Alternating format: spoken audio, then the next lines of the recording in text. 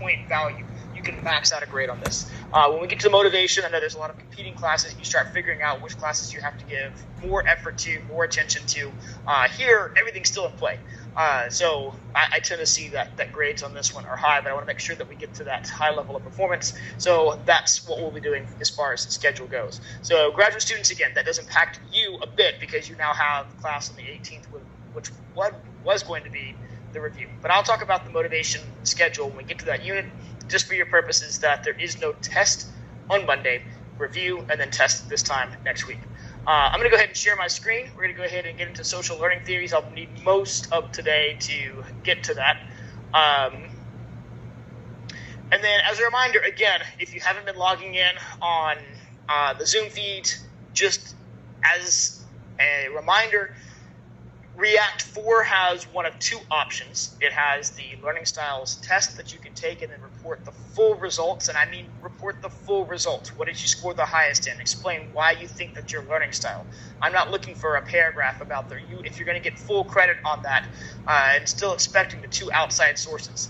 That really kind of exempts. So that doesn't change. You still have to have the two outside sources, picking your highest or your lowest or any one of those two learning styles to comment upon.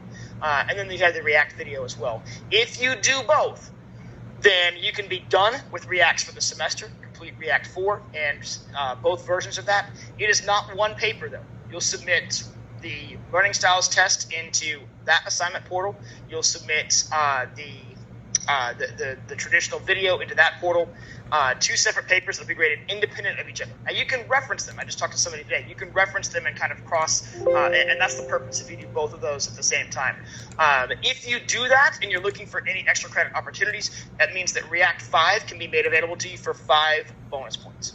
Not the full 10, but for 5 bonus points. If you only choose to do one of the two Reacts for this unit, then you can still do React 5 for full credit when we get to that last unit. So you guys decide. You've got an actually extra 5 days to work on it now. Instead of being due November 4th, it's now due November the 9th. So maybe that'll help make your decision a bit easier if you've already kind of gotten one ready to go. Maybe you want to do the second one. So that's really the only bonus point opportunity I anticipate, except we'll probably have some participation points during one lecture of our motivation unit. So just make sure you're in class, either via the Zoom feed or in person. You don't want to miss out on those. All right, social learning theories. Again, what differentiates social learning from behavioral learning and cognitive learning? Definition and distinguishing features. When we look at social learning theory, the definition of this theory really looks at the elements. In essence, it emphasizes learning. It emphasizes learning through the engagement in environmental activities and the observation of others. Emphasizes learning that can be achieved through the engagement in environmental activities or through the observation of others.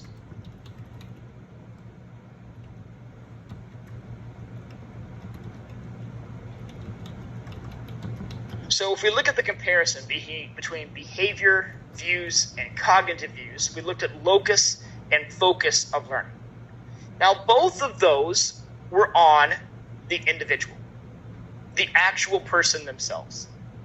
Here, the locus and focus of learning expands a bit, which means that we can learn from someone doing something, even if we are not actively engaged in that activity. We can learn from someone doing something, even if we're not actively engaged in that activity. So therefore, above behavior views and above cognitive views, social learning views emphasize the role of context and setting. They look at the environmental conditions in which learning can occur. The environmental conditions that influence the learning process. Now, here's the distinction. Social learning doesn't add anything new to the learning argument. In essence, what we say is we still are going to look at learning as a change in knowledge or a change in behavior. What social learning says is that our acquisition of knowledge or our acquisition of behaviors can be achieved other than the traditional means that are set out by behaviorism or cognitive learning theories. Everything so far has been turned inward, okay? It puts the locus and focus of learning here. In fact, if you're going to point to yourselves, look, all right, Zoom, wait, I got to face this way. Where's the camera? Right here, this camera today. Okay, the locus and focus of learning is right here. What social learning theory says is that I can learn, and I'm pointing at you. That's kind of rude, okay? I'll just wave at you instead, okay? Learn from others. Now, there's another distinguishing feature with these things as well. They distinguish between learning and the demonstration of learning. So they look at learning as the acquisition of knowledge. They look at behavior as observable performance based on that knowledge. And I'll repeat that again. We're going to come back to this. This is important. Learning is the acquisition of knowledge. Behavior is our observable actions or performance based on that knowledge. Learning is the acquisition of knowledge. Behavior is our observable actions based on that knowledge.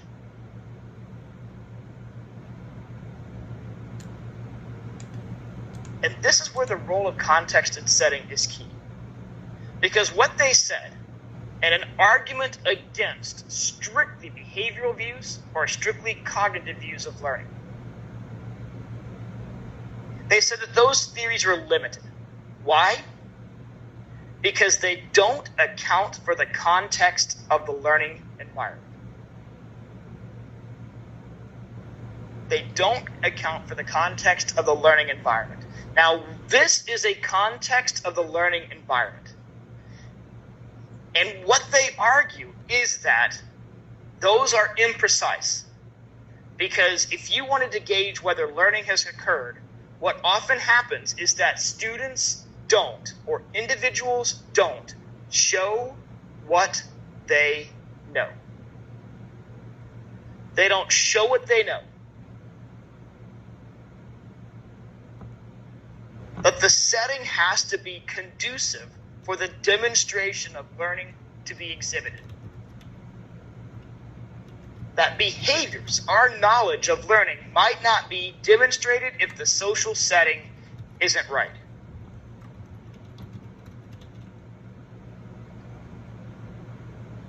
So I'm going to access my Zoom feed again. We're going to get everybody up here. I'm going to stop the share really quick. We're going to open up. First of all, do I have any volunteers from the Zoom room who want to, let's see, what is the task that we should have the Zoom room engage in? I would like for the Zoom room to be able to tell me the colors in the visible light spectrum. Now, some of you know the answer here that are sitting face-to-face. Does anybody here know the answer face-to-face? The colors in the visible light spectrum. Does anybody want to share? Anyone want to? Hold on. Don't say it out loud. We got someone here. Let's see. Does anybody in the Zoom room want to tell me what the colors in the visible light spectrum are? Violet. Okay, what's one? But can you go through all of them? Oh, probably not. All right. So, but Joshua was giving you one. Isn't it Roy G. Biv? It is Roy G. Biv, Bryn. Now, Roy G. Biv, what does Roy G. Biv stand for? In fact, all right, so she gave Roy G. Biv. All right, so thank you for that. Josh has jumped in on that. Does anybody here know what Roy G. Biv stands for? Red, orange, yellow, green, blue, purple?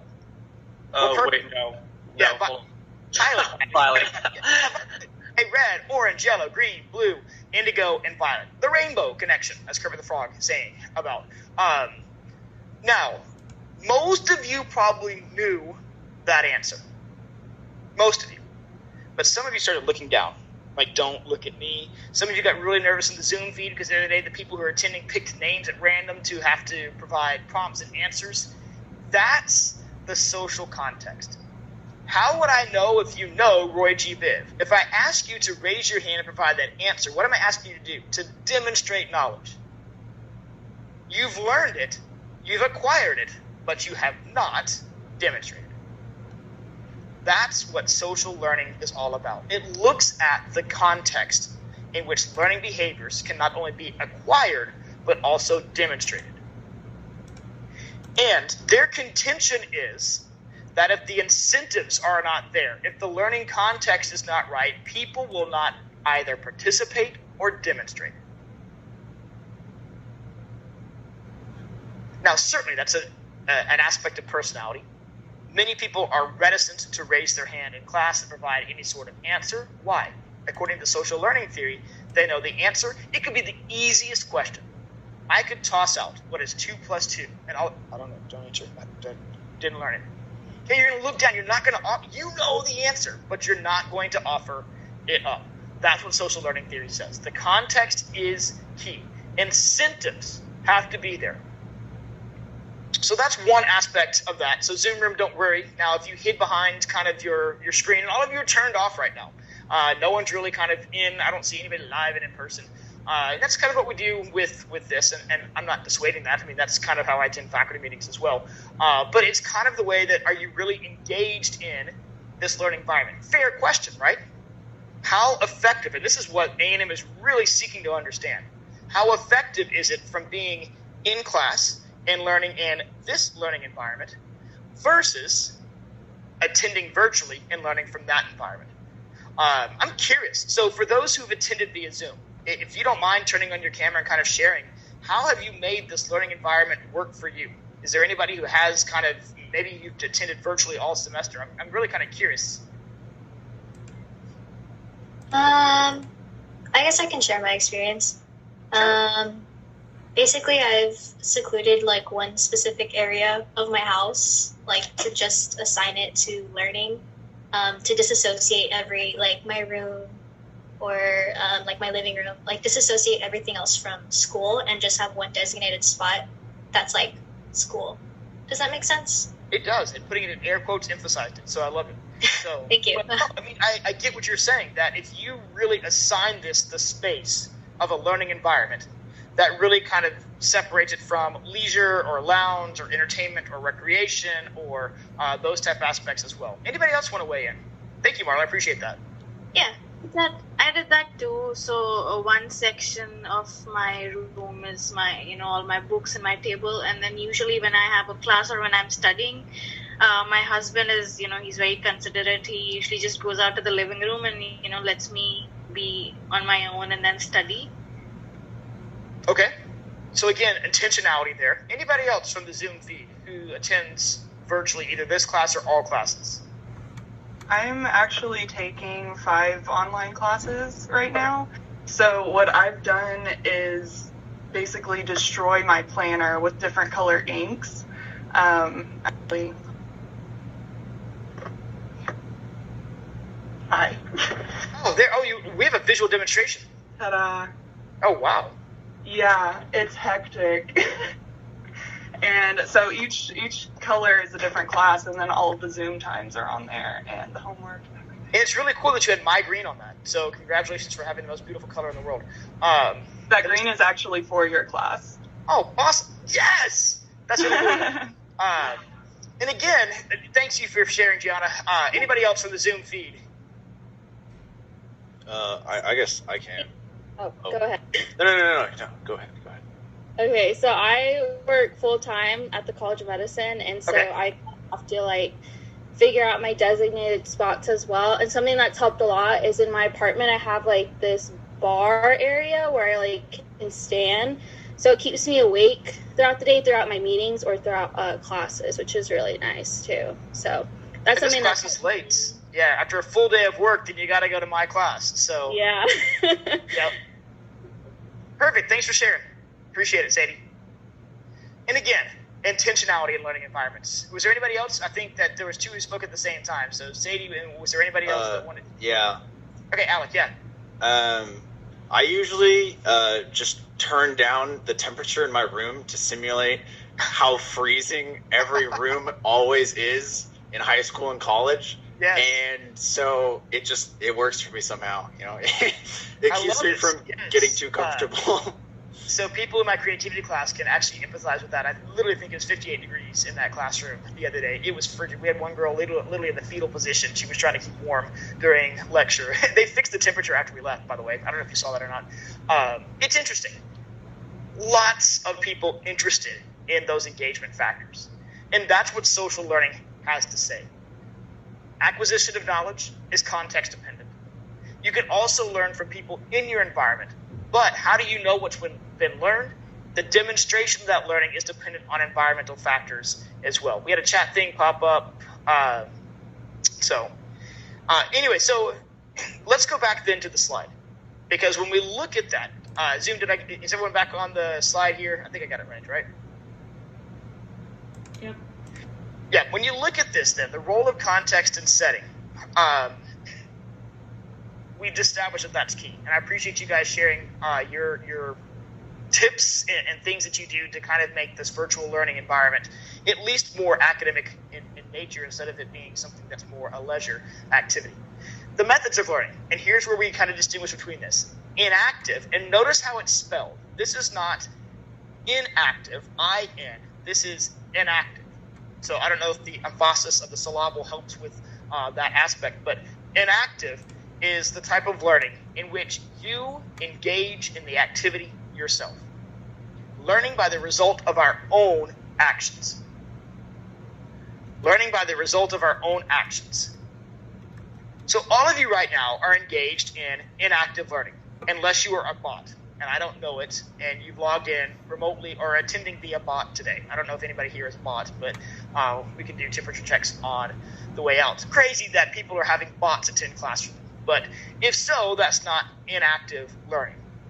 That's literally inactive learning. And active learning is engaging in the learning process yourself. This is what behavioral views have. This is what cognitive views have. Puts you at the center of the learning process. Vicarious, learning through the actions of others. Learning through the actions of others. Another way to think about vicarious learning is it is observational learning. There's an adage, and you guys know how this finishes. Monkey see, what does monkey do?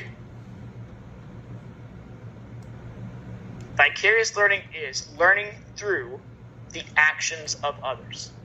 Vicarious learning is engaged in through observation. Now, vicarious learning can be demonstrated through many different means. You can be in the room where it happens, Hamilton, or you can view via closed circuit TV or lots of demonstrations. A very famous demonstration called Bobo the Clown. Sounds like a funny song, but we'll integrate that here in a second. Now, what makes vicarious learning then effective? If we're really going to acquire knowledge through the actions of somebody else, we have to have these 4 elements present. Now, if you wanted to rearrange them into an acronym, you could ramp up your knowledge. Boom! Okay, mic drop. Literally, I should drop it. Okay, you can reorganize these things. I'm going to put them in this order, but if you want to reorganize them in a different way, you can ramp up your knowledge. Let's just talk about a skateboarding example with ramp up your knowledge. My son wants a skateboard for Christmas. We are solidly against that because we know a trip to the ER is in our future if that occurs. But he has that at the top of his list. Now, it's funny how he spells it, and the Target catalog came out, and the Amazon toy catalog came out. Do you guys ever do that when you got those catalogs? You circled everything that you want. Well, he starred this. He has starred the skateboard. We know we're in trouble. At least it's not one of those hoverboards.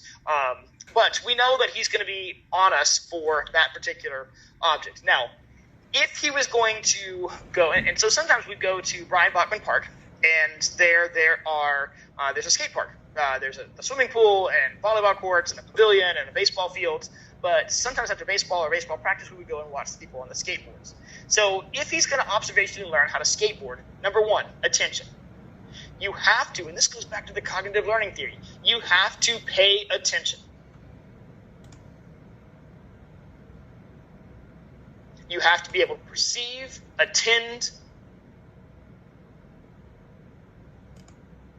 and do something with what you're witnessing.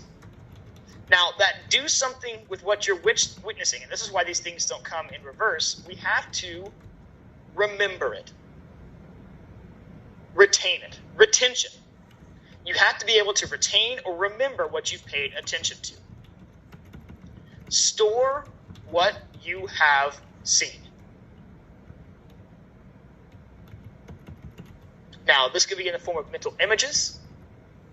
This can be as you visualize.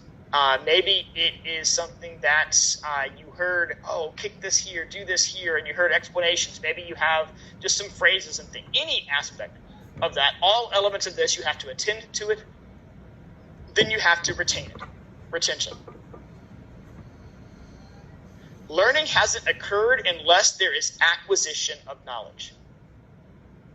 You can't get past this attention retention aspect. If you've seen it and forgotten it, we're done. Nothing else can go beyond that. But if you have those two elements, the next thing is what we call production. You have to be able to use what you've learned and translate it into actual behavior. Use what you've learned and translate it into actual behavior. Reproduce on your own what you witnessed. So maybe he's watching things at a skate park. Maybe he's watching Tony Hawk videos. He knows who Tony Hawk is. And my son, who is 7, can search YouTube, which is dangerous. It's crazy the skills that these young kids have now with regards to technology and smart TVs and all of that. But he can search videos, and he doesn't have to even type in the word skateboard. You know, just say it, skateboard, and videos pop up. Now, he might watch Tony Hawk do someone quick toss out a skateboard term. Is that ollie? Is that a term? Do we ollie on skateboards? Okay. I don't even know what an ollie is. I would fall if I attempted it. But there's kick flips, I'm sure, and then I'm going to use the word snap drives. And Tony Hawk, I'm sure, instituted the flutter technique into skateboarding. I don't know, I'm making all this up. But all these things that you can exhibit. Now, at a 7-year-old level, he probably does not have what? The fine and gross muscle skills to be able to do that. So you can witness something. You can remember it, retain it. But unless you are actually able to demonstrate that action, that's where social learning theorists say it hasn't really been able to be learned. If you don't have the ability to reproduce it yourself, to demonstrate that knowledge has occurred, then it's not really considered to be learned. There's no evidence or observation that what you have witnessed and remembered can be put into action. But then there has the last aspect of motivation or reinforcement. If we went into, and it's really sad that Toys R Us no longer exists, but let's say we went into Walmart or Target, and I said, all right, Aiden, I will buy you a skateboard if you can demonstrate to me what you just witnessed at the skate park. You think his motivation is high to demonstrate that action? Yeah, of course. Duh. I mean, Dad's going to buy me a skateboard type thing.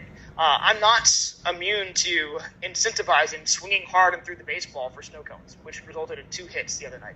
So it was cold. He didn't want to swing. I said, if you swing hard, grip hard, and swing, and so 2 hits and 1 RBI. Go Aiden Lake Monsters. But we lost to the River Cats in a tough battle. It was devastating. 9-7. We really ran out of time, right? So motivation and reinforcement has to be right. It has to be there. If not, again, where is the incentive to engage or demonstrate that behavior? Attention, retention, production, and motivation. Now here, this reinforcement angle goes straight back to behaviorism. But it's not necessarily this stimulus reward. It's more environmental conditions. Are they favorable to demonstrate action? We're not talking about an actual incentive. We'll talk about the distinction of those here in a second. Now, social cognitive theory. We're going to look at a couple of different theories that add different layers to the explanation of what we just talked about.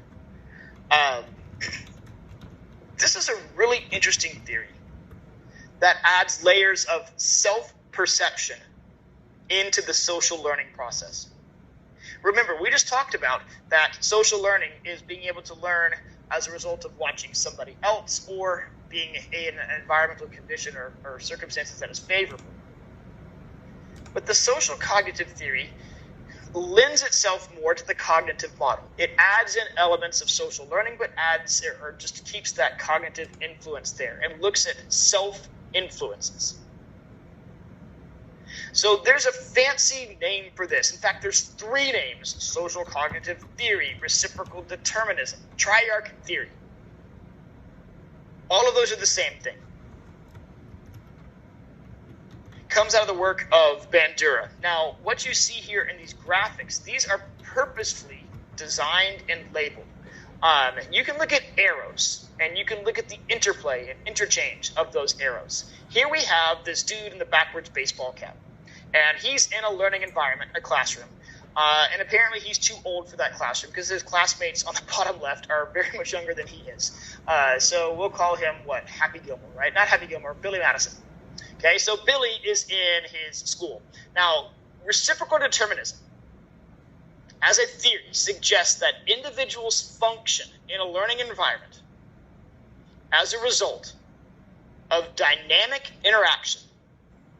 Reciprocal determinism, as a theory, holds that individuals function in a learning environment as a direct result of the dynamic interaction among their behavior or the actions they're asked to engage in, the personal characteristics they bring into the learning environment,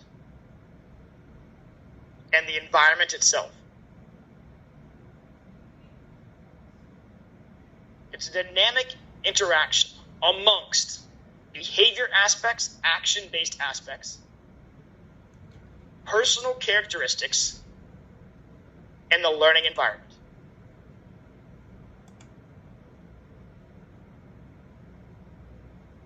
Can you repeat that, Dr. J? Absolutely. Reciprocal determinism is a theory that holds that individuals function as a result of elements in the learning environment that feature dynamic interaction amongst or between behaviors that they're asked to engage in or the actions, the learning environment itself, and individual characteristics they bring into the learning environment.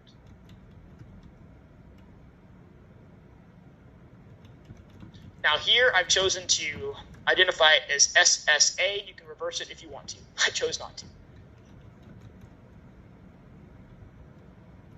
So self-influences. And did everyone get that? I mean, again, it's a pretty long definition. Now, one thing that this does not say, it says it's a dynamic interaction.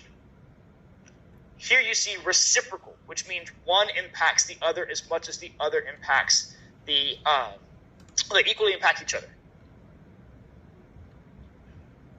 It is not circular. And so let's kind of get that out of our head.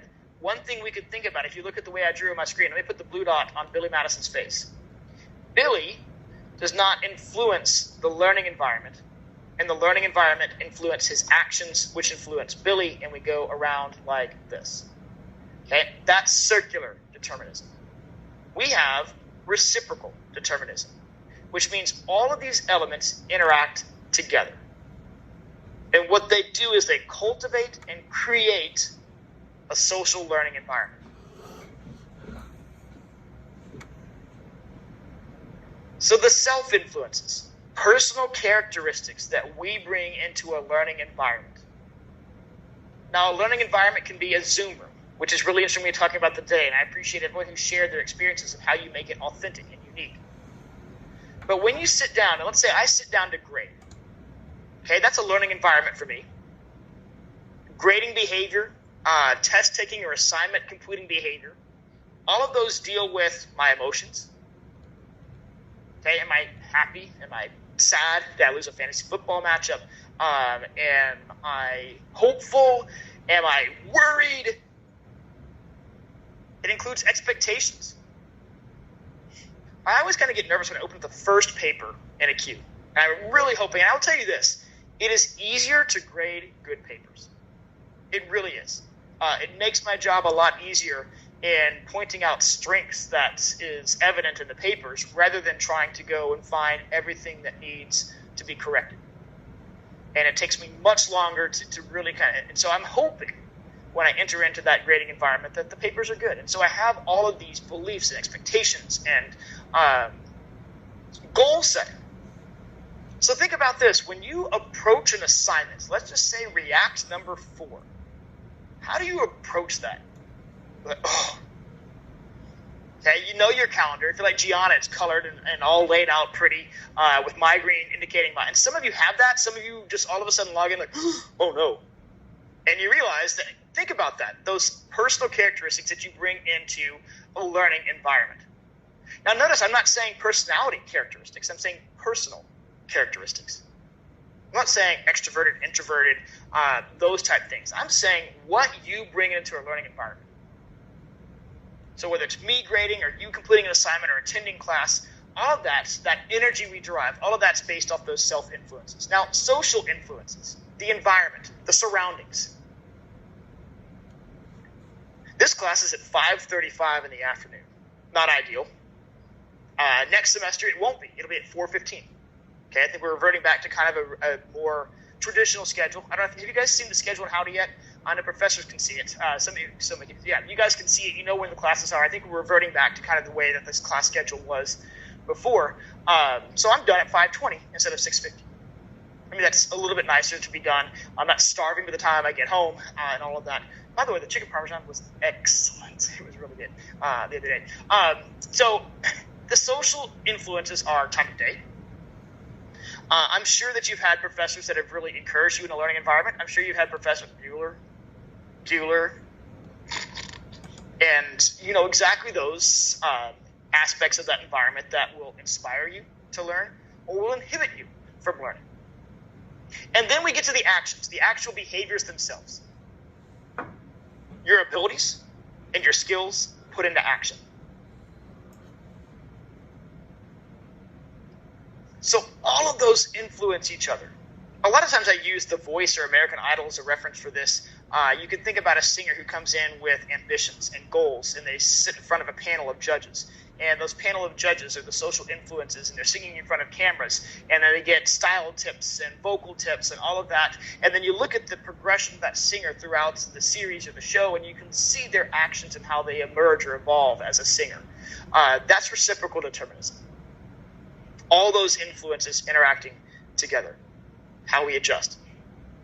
And certainly you can categorize classes as to where it taps into these self-influences, these needs. And certainly I think there's differences between classes you need for a degree plan and classes that are electives. Classes that you have to make a C or above. And I teach in a creativity minor in which all of a sudden math is starting to take effect. And people are realizing, and it's November, and points are needed to be acquired, and certainly that influences motivations as well. And you guys can do math, which is why eCampus is your both crutch and your anxiety at this point in time of the semester. But all of those interact together in a way that will enhance learning. Now, I'm going to preview if we bring self-perceptions. Oh, wait! Hang on, video. Pause. There it is. Okay.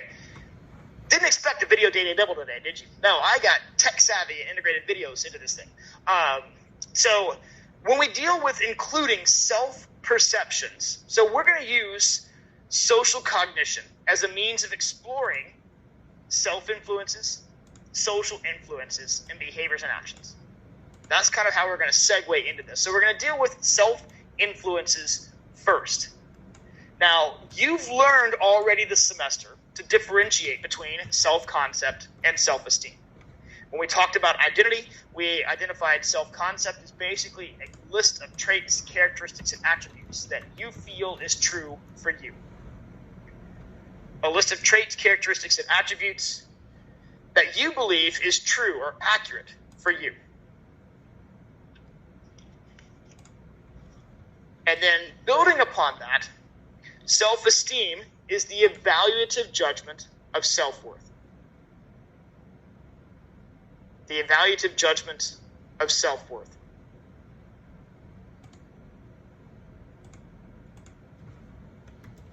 Now, both of those are really in the here and now, the present. We're going to differentiate between something that has a great deal of influence when it comes to self-perceptions and how they influence social cognition. And that term is self-efficacy. It's not this collection of traits. It's not how you feel about those traits. It's something completely different. And I will challenge you, if you are going into any aspect of working with youth development, education, either in a formal classroom or an after-school program, one of the most important things that you can do for any student is cultivate a sense of self-efficacy. Self-efficacy is defined as, and this is the way I define it, it's not the textbook definition, but I like the way that this kind of resonates. It is your confidence in your competence. It is your confidence in your competence. It is a future-oriented conceptualization. Confidence in one's competence. Now, self-efficacy is specific to a given task.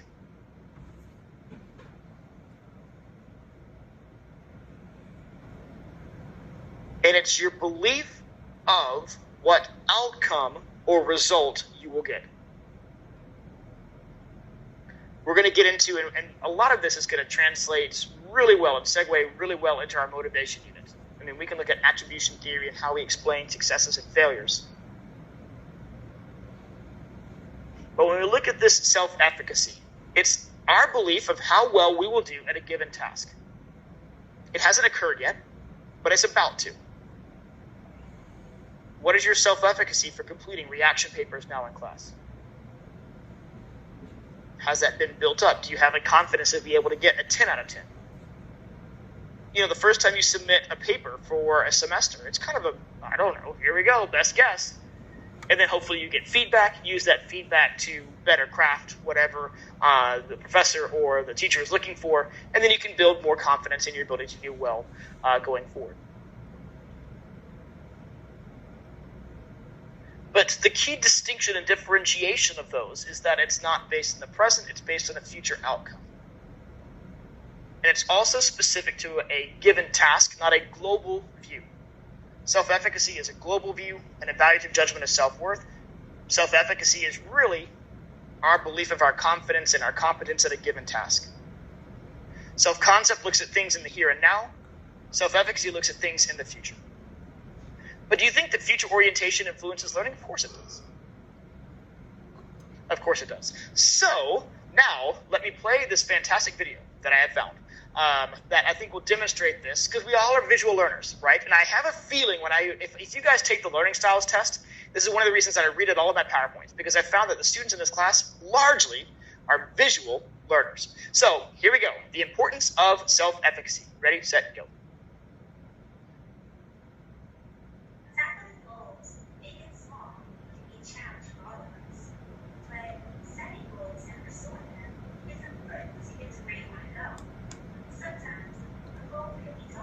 Sorry, Zoom room can't hear it.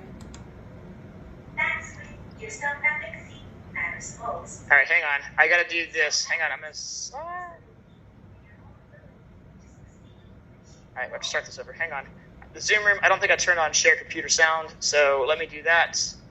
We'll exit out of this really quick. All right, back to the Zoom feed. All right, I'm gonna share my screen again here and now. Share computer sound. All right, Zoom feed, let me know if this works. We'll present this and then we should be able to go.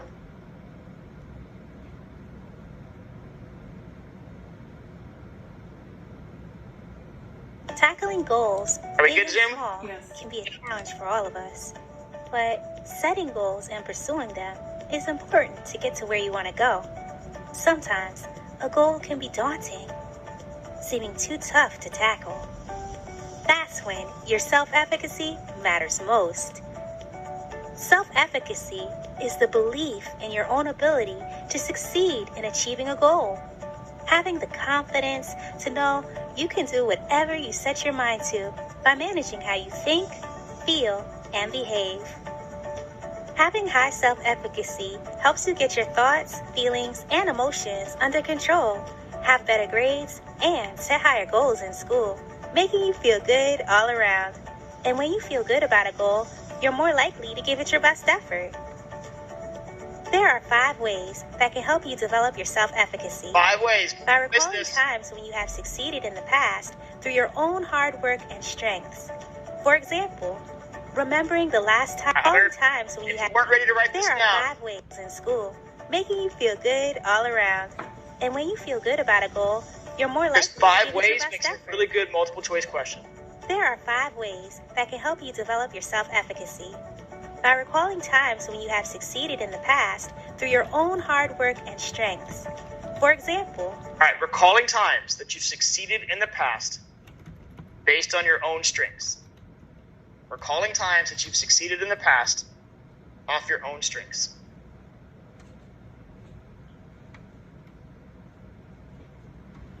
Remembering the last time you earned an A on a difficult test by asking others for help and studying hard can help you feel more confident when you're up against the next one.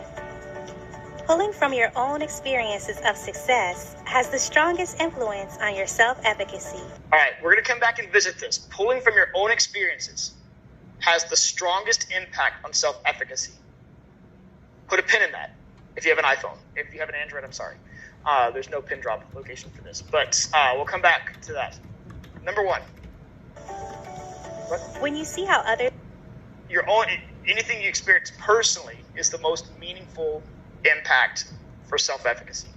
Just like you are successful at achieving a goal, it also makes you feel more capable of your own success. So when you see someone achieve at a goal, when you witness it, you feel like you are more personally capable. It's like when you watched your friend train for a big race and win, and it made you feel better about your own ability to win at your next big race. Helpful feedback and coaching from others can also help your self-efficacy grow stronger. Helpful feedback and coaching.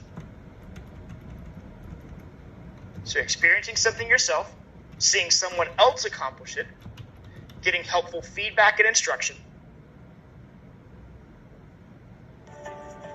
When someone you trust encourages you by reminding you of your own strengths and abilities, it can help you overcome your own self-doubt, like when your teacher coaches you through solving a complicated math problem.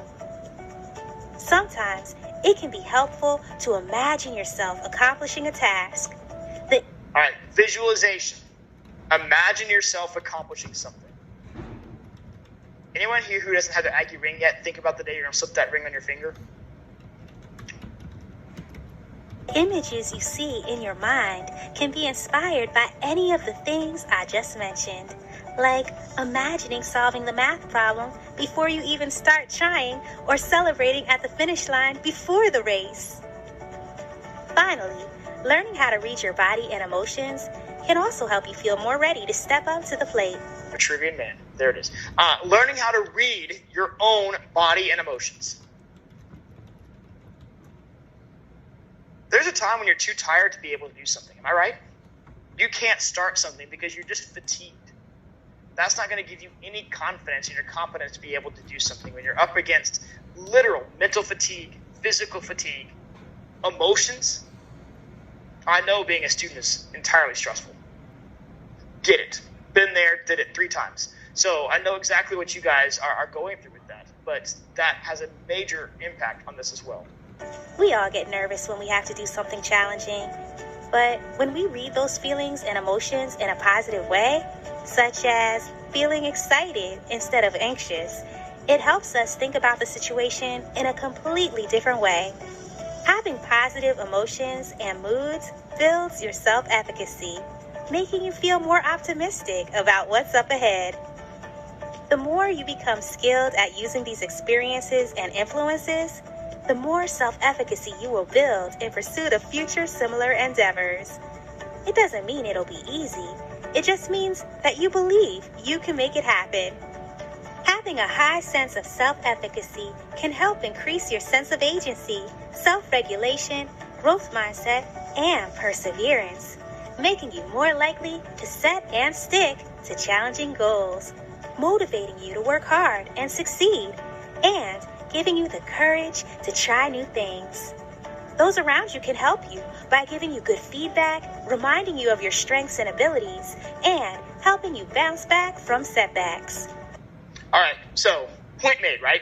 So let's go through some of these. Sources, now she just covered 5 aspects. We're going to focus on 3 of them. The most powerful source of efficacy information is direct experiences that we engage in.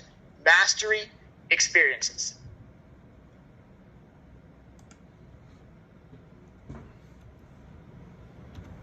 If we succeed at something, the belief that we can do that again, duplicate that result, improve upon that result. Hey, getting 2 hits in a baseball game means that you think you're going to get 3 hits the next game. Confidence is everything in baseball. And my son didn't really have a hit through the first 3 games. We've played 4 games since then. He's got 6 hits and 1 RBI. Go Aiden. Okay? We have agents at our last game. We're hopeful. He's a left-hander, so maybe that'll pay off for him. But he has a winner chicken dinner swing now. So just swinging through the ball, he's getting snow cones for it, and we're incentivizing that. But he feels like he's going to be successful when he steps up to the plate. Now, you see the word arousal on there. This has everything to do with how either important, alert you are in engaging in experiences. The higher the stakes, the higher the arousal. And so therefore, the more powerful the efficacy experience. There's a show on Netflix, Nailed It. And it's really this high stakes competition and contest. Hey, if you have to win or go home and you do really well, okay, the Dodgers won the World Series last night. Congratulations to the Dodgers. And so, I know, some Astros fans are probably not thrilled with that. Just banging your trash cans, and we can move on from that. But when you look at this, when you are in the spotlight and you do well, which means that you are completely aroused from a physiological perspective. Okay, maybe you've got the sweaty palms and the heartbeats racing. Think of the GOATs, right? Greatest of all times. Tom Brady, Michael Jordan. I don't know where you place Michael Jordan versus Kobe or LeBron James and where they fall in that pecking order right there. But think about those best players who did their best when the game was on the line. If you succeed when the stakes are high and you're highly aroused, it is a massive efficacy boost. Ever walk out of a test like, okay? I mean, you really feel like I can take on the world. You feel really good. Now, the flip side is also true. If arousal is high and you have a negative failing experience, what do you think happens to your confidence and your competence in future times? It plummets. There's entire baseball players whose legacy is an error, who never were the same at the plate, never were the same at fielding because of a yip or a fielding error. Bill Buckner for 1986 Red Sox, ball goes through his legs. And other examples of that, in big-time moments, the arousal was high, performance did not meet expectations, and so therefore their confidence in their future performance suffers. So arousal has an impact. Mastery experiences inform our efficacy more than anything else. But the higher the stakes, the more invested and aroused we are in doing well, successes then will inflate that, shoot it through the roof. But, flip side, stakes are high, you do poor, you're going to feel worse about your chances for success. For the next thing, I need Christian and Ryan and Jack. I need you guys on camera, but not in this row. So if I can get you in yellow seats here on this row right here. So find a yellow seat. If you guys would move down, there's seats. So let me have you right there, Jack. Christian, let me have you come on down to this seat right here. So 202. You're good there. Come on down and come on down over here. Now, these gentlemen study together as part of the Aggie Chief program. Actually, let me get down here on this seat right here, Christian, right there. So let's say that they are studying for the learning test. Vicarious experiences. So can everyone see them on screen? Let's see. I'm going to move out of the way. Yeah, we can see them. Okay, hold on. Wait. I keep moving the wrong way. I'm still there. All right, Ryan, let me have you move over all the way down there next to Jack. So just that seat right there. Perfect. That'll work. All right, so the 3 of you are studying together. Okay, vicarious experiences, learning through observation of others. Now, modeling has everything to do with how closely you align with the person that you're witnessing. So we saw in the video this the young woman is watching someone run a marathon. Maybe she trained with him for part of it. She sees that he did it, which means that she thinks that she can do it as well. So the three of you decide that for our learning unit test, you're going to study together. You do all of your preparations. You compare all your notes. You go over that because this is the one that Dr. J said you're going to nail. You're going to get the best grade on this. Now, instead of the format that you're used to submitting it in, I say, you know what? For this test, you're going to come in and you're going to do an oral examination. Okay, does that just strike fear in everyone's heart right now? An oral examination, which means I'm going to ask you a couple of questions. They'll be picked out of a hat at random. You need to show me what you know. Now, all of a sudden, you guys realize, okay, well, we really need to study. You spend hours. You don't go to the Arkansas game this weekend. Okay, you spend 24 hours combined over the next 4 or 5 days studying. All of you know the same thing. Now, what happens is you come in on the day of the exam. Now, these guys attend face-to-face every single time. We give this exam orally. Now, Ryan, you come in first. Okay? Now, the other two of you, you're outside because it's one at a time. I can't have everyone hear the questions. So Ryan comes in, and let's just say it doesn't go well for you, sir. And so you leave, and Ryan is kind of a little bit upset. You might even see a tear because I don't know what happened in here, but it wasn't exactly what you envisioned. Maybe I asked questions that you weren't used to hearing. Now, Christian and Jack, you both see Ryan when he leaves that room. He's upset. Now, all of a sudden, Jack, how are you feeling that you might do in this oral exam? All of you studied together. You did all your preparations together. He's now crying. How are you feeling about your ability to do well at this test?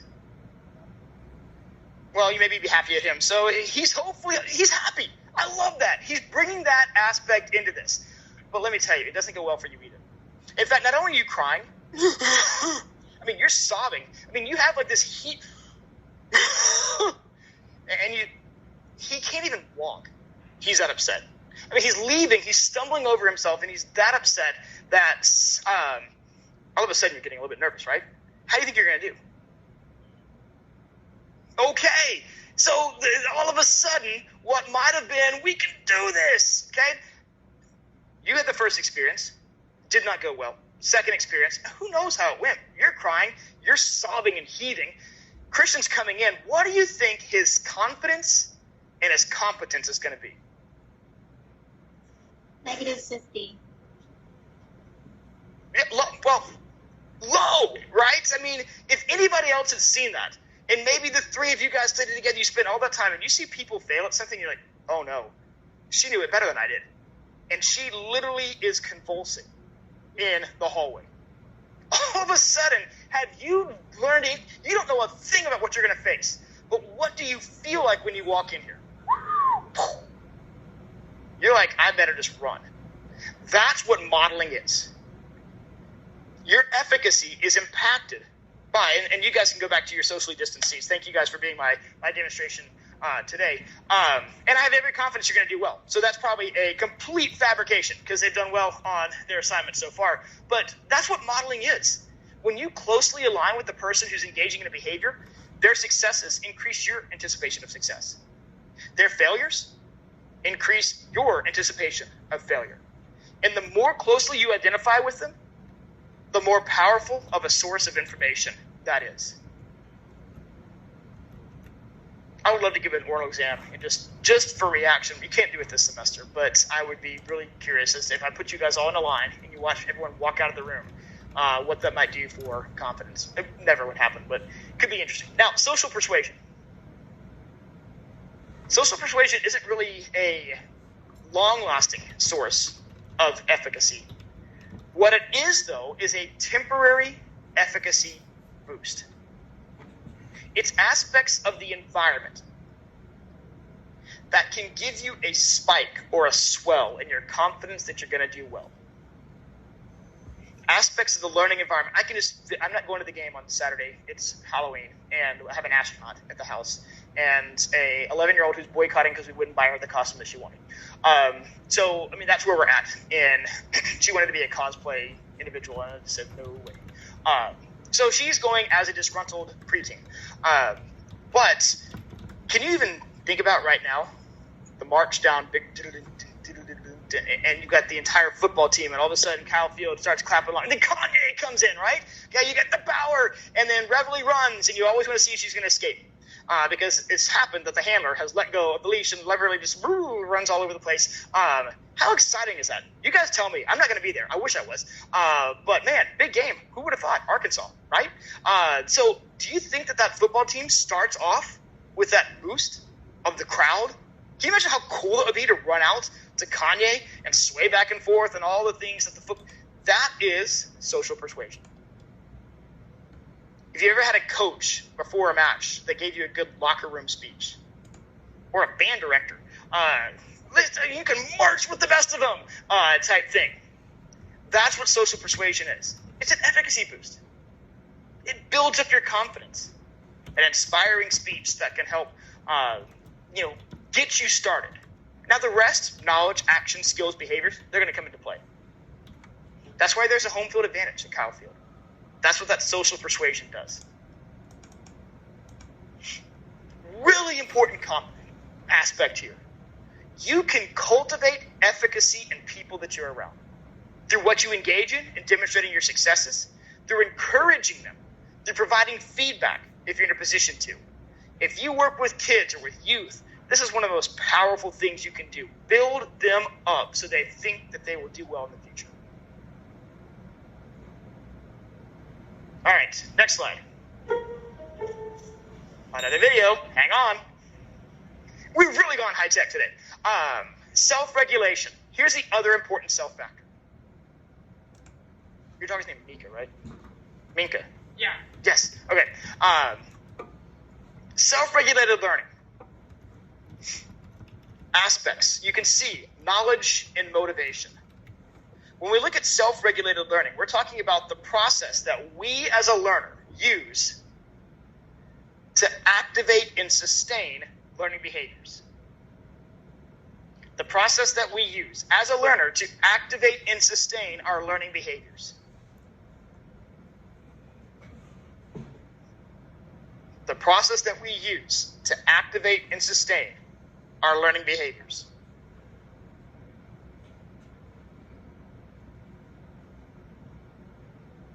Anybody here easily distracted? Okay, some of you have zoned out like 15 times in the last 5 minutes.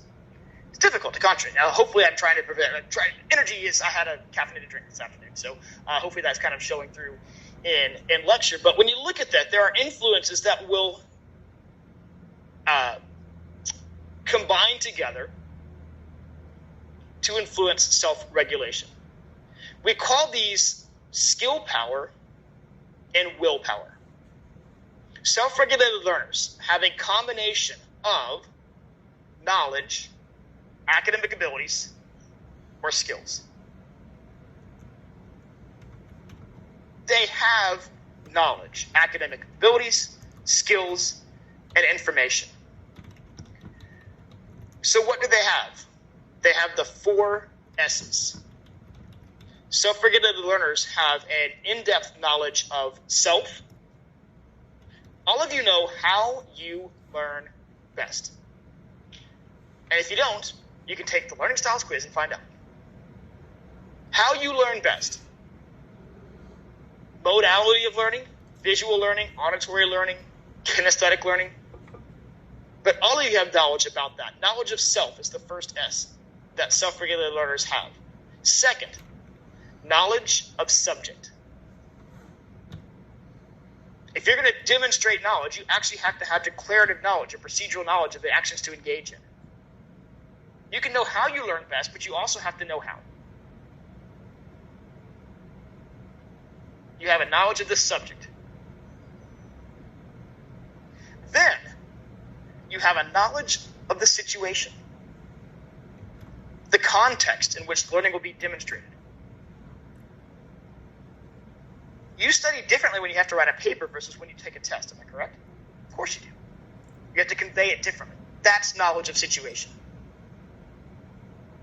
And finally, knowledge of strategies.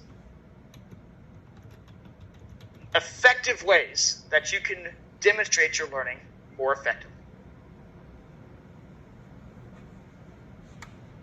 effective ways to study, effective ways to put this knowledge into practice.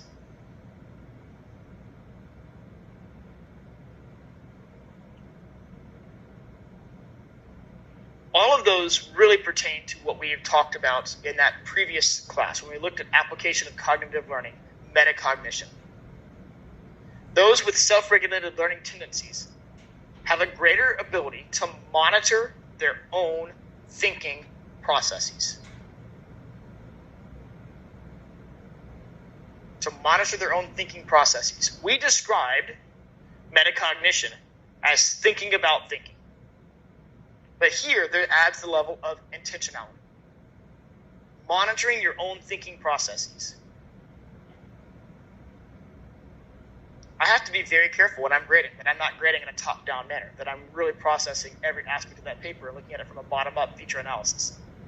It's easy to skim and look for things. Now, skill power is one thing, knowledge, academic abilities, or otherwise. The other aspect of this is motivation. Not skill power, but wait for it, it rhymes. What do you think it is? Willpower! There it is. Skill power and willpower. This is where distractions, disengagement, disruptions. Call this the stick-to-itiveness, not the official term, but how committed are you to the task at hand? Your motivation for a particular task has two V terms, volition and value. Volition is how hard you're willing to work at something. How hard you're willing to work at something. The effort that you will extend. Roommate saying, hey, we're going out. You're like, no, sorry. React paper due tomorrow. I need to make sure that I have all 10 pages submitted for this. Not necessarily, but that's what this volition is. Will you be willing to put aside or eliminate distractions? Work through a completed final product versus leaving things halfway, submitting it. We have a lot of trouble with math with my daughter, and she's like, it's good enough. And how many of you guys have done the it's good enough? All right, I've done. That's what that volition is. How long and hard will you work at something? Second aspect, value. How important doing well is. How important doing well is. You're much more likely to have a high degree of motivation and self-regulation on a task when it means the difference between getting your Aggie ring or not, getting a diploma or not, maintaining this scholarship or not. Oftentimes, or at this point in time in the semester, that's when I get those type emails.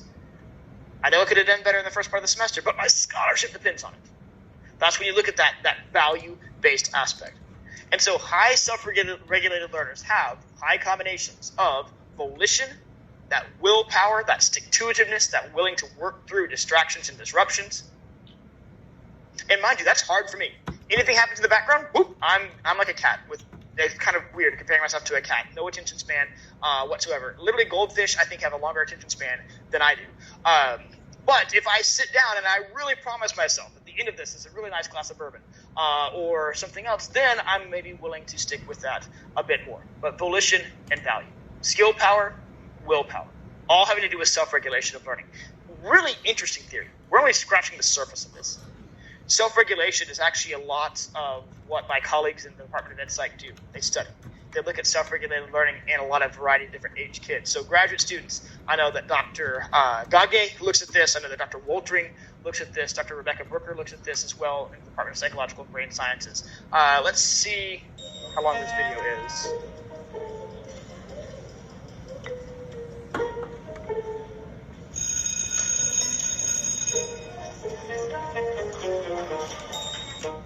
Successful people have strong self-regulation skills. They use them every day. The skills help them consciously direct, sustain, and shift their attention when necessary. They help them monitor and manage their thoughts, behavior, and emotions in this complicated world of ours. 3 of the self-regulation skills, known as executive function skills, are cognitive. These are used to monitor and manage attention, thoughts, and behavior. A 4th self-regulation skill is the ability to monitor and manage emotions.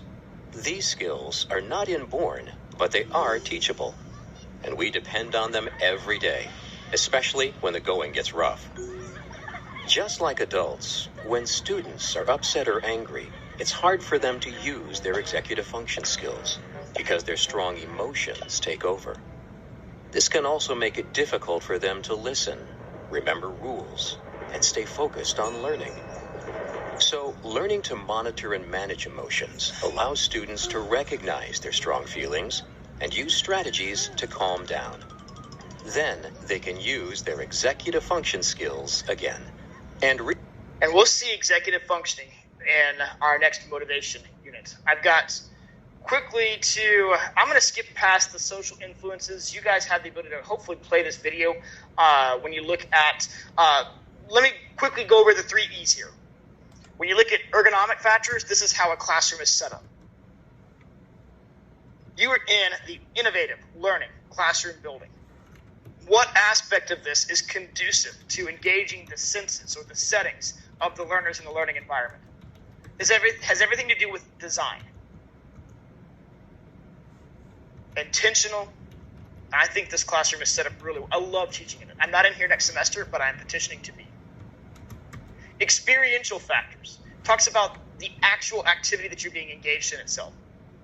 How stimulating is it? I know a 75-minute lecture isn't your best way to spend your mid-afternoon here on a weekday afternoon, Wednesday, hump day.